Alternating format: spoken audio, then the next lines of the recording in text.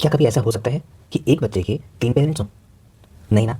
तो आइए आज यही देखते हैं कि यूपीएससी 2021 में एक क्वेश्चन पूछा गया on the concept of 3 parents baby. तो चीज़ें सबसे पहले देखेंगे ध्यान say that entirely from mother. Okay, entirely from mother, ये आप ध्यान दो। और सेकंड, माइटोकॉन्ड्रियल रिप्लेसमेंट थेरेपी इधर बिफोर और आफ्टर आईवीएफ की जा सकती है। अगर ये दो कीवर्ड आप समझ गए तो आपका क्वेश्चन सही हो जाता है। Let's see mitochondrial replacement therapy. So based on the type of transfer between the donor egg cell and mother egg cell, the mitochondrial replacement therapy can be of two types. First तो आप बोलोगे pre fertilisation, मतलब fertilisation के पहले जो होता है इसका नाम होता है मैटरनल स्पिंडल ट्रांसफर. स्पिंडल का मतलब होता है कि एक ऐसा structure within the cell division जिसमें क्रोमोसोम्स अटैच होते हैं.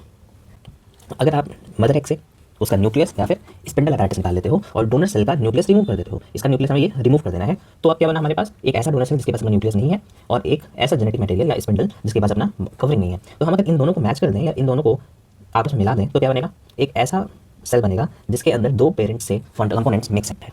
इस एग सेल के माइटोकॉन्ड्रिया में एक डीएनए है, इस एग सेल के स्पिंडल में एक डीएनए है और स्पिंडल के साथ साथ जो फादर के स्पर्म में डीएनए आया था वो भी है.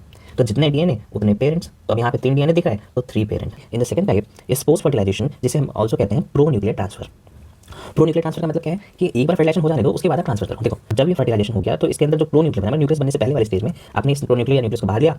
यहाँ से आपने डोनर के फर्टिलाइज्ड एग से जो इसका न्यूक्लियस था वो बाहर कर दिया.